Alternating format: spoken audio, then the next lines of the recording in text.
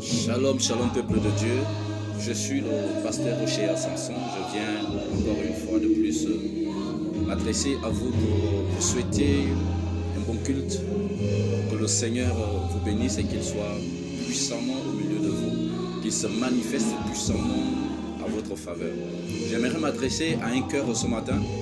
Je vais m'appuyer sur quelques principes bibliques ou quelques exemples où les gens ont rencontré la faveur de Dieu. Bien-aimé, je voudrais que ce matin tu sois puissamment fortifié dans ton être intérieur, afin que malgré les situations que tu traverses, malgré tout ce qui peut s'opposer à ta vie, malgré tout ce que tu constates dans ta vie aujourd'hui, que tu ne reconnais pas et que tu refuses, malheureusement tu n'arrives pas à changer des choses. Malgré tout cela, que tu crois que le Dieu auquel tu as fait allégeance, il est avec toi, bien-aimé. Lorsqu'on nous raconte quelques histoires bibliques, parfois nous les survolons et nous ne réalisons pas ce que cela peut impliquer par rapport à notre vie. Il y a quelques exemples comme ça que je vais prendre. Je vais partir de l'exemple du fils de Timée, Bartimée. On nous dit que c'était un mendiant aveugle qui se tenait au bord du chemin. Et pendant ce temps, Jésus était en train de passer. Pendant que Jésus était en train de passer, la Bible dit qu'il entendit Jésus passer et on lui dit que c'était le Messie qui était en train de passer. Il a commencé à s'écrier « Fils de David, aie pitié de moi ». Il était dans le besoin. Il voulait voir Jésus-Christ. Il voulait que le Seigneur fasse quelque chose devant sa situation. Il a vécu avec les gens, au milieu des gens. Personne n'a jamais pu. Sinon, les quelques aides que les gens lui apportaient, mais ce n'était pas suffisant.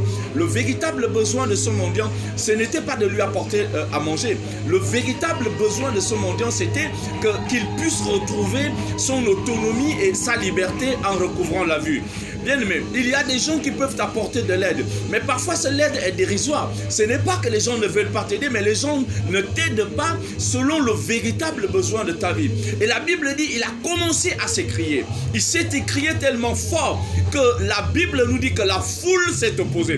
Bien aimé, les ennemis de notre foi ne sont pas loin. Parfois c'est dans la foule, c'est dans notre environnement. Parfois c'est dans ce que nous traversons. C'est des gens que nous côtoyons tous les jours. Ce sont eux qui, parfois marchant avec nous, mais qui peuvent aussi constituer les ennemis de notre foi. Ils vont vouloir le décourager. Et c'est pour cela que j'aimerais t'encourager ce matin en te disant, prends courage, lève-toi. Le Seigneur veut faire quelque chose pour toi. Prends courage, n'abandonne pas, bien-aimé. Sois fortifié. Ne lâche pas prise. Continue ton combat. Bien-aimé, le moment viendra où le Seigneur s'élèvera en ta faveur. Bien-aimé, la Bible dit que devant cet obstacle, cet ennemi de la foule, il s'écria plus fort. Il a encore fait plus que ce qu'il a fait avant. Bien-aimé, je prie que tu puisses avoir la force de faire plus que ce que tu as fait, de manière à ce que tout ce qui s'est opposé à toi puisse être vaincu. Tu n'auras la victoire que lorsque tu seras au-dessus de tes ennemis au nom de Jésus. Je proclame que cela soit ton partage.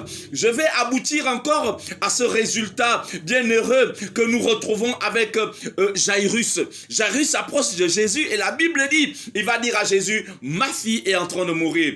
Oh, c'est un drame. Nous savons ce que ça peut représenter. Lorsque tu avais espoir quelque part et que des choses ne marchent pas, on est en train de perdre les choses. Tu perds les contrats, tu perds tout ce que tu étais en train de faire. Les projets, ça s'écroule. Pas surtout dans cette pandémie où on a l'impression que des choses s'effritent au fur et à mesure. Bien aimé, je t'annonce une bonne nouvelle. Jésus-Christ est capable de restaurer ce que les années, ce que les sauterelles ont dévoré dans ta vie. Jésus-Christ est capable de ramener toutes choses, tout ce que tu as perdu. Jésus-Christ peut le ramener. Il est puissant. C'est lui qui nous donne le royaume de Dieu. C'est par lui que nous avons le royaume de Dieu. Personne ne le mérite, bien-aimé. Cet héritage qui ne peut ni se flétrir, ni se corrompre, il nous a été donné par le Seigneur des Seigneurs, Jésus-Christ de Nazareth. Et je t'annonce ceci. Ce jour-là, Jairus était devant lui, devant le réparateur, devant le consolateur, devant le restaurateur, devant celui qui est capable de comprendre et d'aller au-delà de ce que les gens comprennent. Bien-aimé, pendant que Jairus était en train d'expliquer son problème, la Bible dit que la foule a parlé. Et la foule va dire ceci à Jairus, n'importune plus le maître, ta fille est morte. À partir de cet instant, toute espérance peut s'éteindre. À partir de cet instant, tout ce dont nous croyons, toute notre foi peut s'écrouler. Je t'annonce une bonne nouvelle. Alléluia. Jésus-Christ est le Dieu de la résurrection. il peut ressusciter ce qu'il a envie de ressusciter, à condition d'aller toujours à lui. Jairus était là. Il ne savait plus quoi penser. Il voulait retourner. Il ne savait plus quoi faire. La Bible dit, pendant qu'il était debout, désemparé, le Seigneur le regarda, le fixa. Et le Seigneur lui dit, n'écoute pas ces paroles, continue de croire. N'écoute pas ce que les gens te disent. N'écoute pas les commentaires des gens sur ta situation. N'écoute pas les commentaires des gens sur ce que tu traverses. Ils vont t'accuser de tout. N'écoute pas les gens sur ce que tu es en train de vivre. Écoute Dieu. Écoute Jésus. Reste focalisé, attaché, fixé, enraciné en lui. Et la Bible nous dit que Jésus-Christ s'est déplacé pour aller vers la maison de Jairus. Et je profite à dire ceci. Pendant qu'il était en chemin, une femme qui avait une perte de sang avait pu retrouver sa guérison. Pendant que Jésus va te visiter, les membres de ta famille seront guéris. Pendant que Jésus va te visiter, il y a des choses qui vont se passer dans ton entourage, qui témoignera en ta faveur. Alors, Jésus-Christ s'est dirigé dans la maison de Jairus. Alléluia! Jésus-Christ a ressuscité le fils de Jairus, la fille de Jairus. J'ai envie de te dire ce matin, pour t'encourager pour le culte de ce matin, Jésus-Christ est capable de le faire pour toi. Peut-être pas la résurrection d'un enfant, mais la résurrection de tes projets. Peut-être pas la résurrection de tes projets, mais peut-être la résurrection de ta foi. Peut-être pas la résurrection de ta foi, peut-être reprendre courage. Bien-aimé, je voulais te dire, prends courage. Garde la foi.